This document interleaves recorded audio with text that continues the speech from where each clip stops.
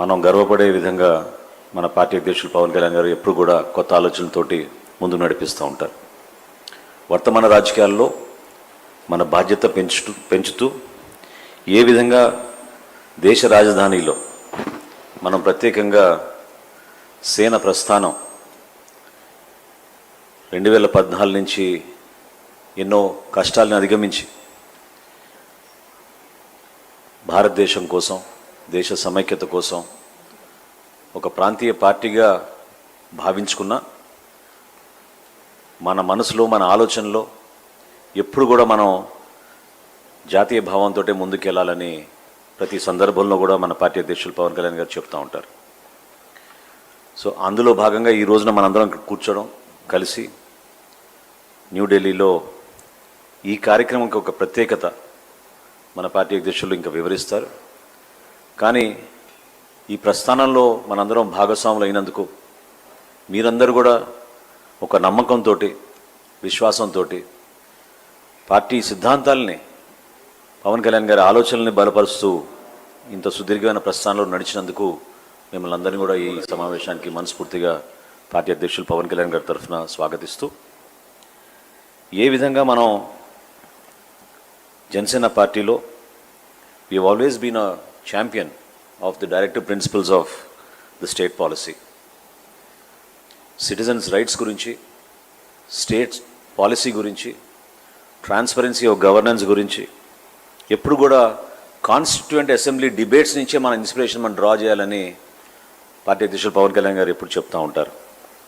అంటే సుమారు 2 సంవత్సరాలు దానిపైన డిబేట్స్ చేసి మన ఫ్రేమర్స్ ఆఫ్ ద కాన్స్టిట్యూషన్ మనకు అందించిన ఆ రాజ్యాంగాన్ని ప్రతి సందర్భంలో కూడా మనం గుర్తు చేసుకోవాలనే భావనతోటి ఆయన ప్రత్యేకంగా మన సోషల్ జస్టిస్ గురించి మనం ప్రమోట్ చేసినప్పుడు కానివ్వండి, లేదా మన పనితీరులో కానివ్వండి, ఎక్కడ కూడా రాజీ పడకుండా మనం పోరాటం చేయాలనే దానిపైన జనసేన పార్టీ నిలబడింది.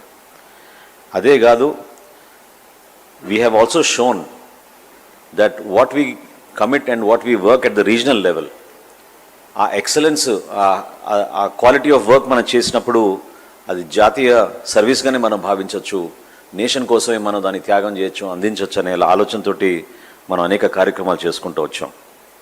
చిన్న ఉదాహరణకి పంచాయతీరాజ్ విభాగంలో 24వ స్థానంలో నిలిచిన ఆంధ్రప్రదేశ్ని మన పార్టీ అధ్యక్షులు, రాష్ట్ర ఉప ముఖ్యమంత్రి గారు అద్భుతంగా ఆయన సారథ్యంలో పంచాయతీరాజ్ శాఖని 24 స్థానం నుంచి 1వ స్థానానికి ఈరోజు భారతదేశంలో తీసుకురాగలిగారు. ఇదే కదా మన జాతిపితలు, అదేవిధంగా మన స్వాతంత్రం కోసం పోరాడిన మహనీయులు అందరూ కూడా కోరింది. We should have a very strong centre. The strong centre should enable state governments and there policies to make a better living for every citizen and of course to empower the local bodies. ఈ 3 tiers of governance గురించి మనందరం కూడా ఎప్పుడు కూడా చదువుకునే వాళ్ళం.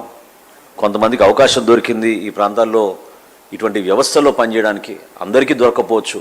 కానీ ఈ ఢిల్లీ పర్యటన ద్వారా, ఇటువంటి సభ ద్వారా మీ అందరికీ కూడా మనం ఇటువంటి ఆలోచనలు రావాలి, ఈ విధానాలు మీరు కూడా అర్థం చేసుకోవాలని ఒక ప్రయత్నం మొట్టమొదటిసారి నేను అనుకోవడం. బహుశా నాకు కూడా దాదాపు 25 సంవత్సరాల రాజకీయ ప్రస్థానం ఉంది, కానీ ఏ పొలిటికల్ పార్టీ కూడా ఇట్లా ఆలోచించి ఇటువంటి కార్యక్రమం ఏర్పాటు చేయడం అనేది మొట్టమొదటిసారి. నిజంగా మనం గర్వపడాలి. ఎందుకంటే నేషన్ ఫస్ట్ అనేది మనం ఎప్పుడు కూడా మన బ్లడ్లో ఉండాలి, దానికోసమే మనం నిలబడాలి.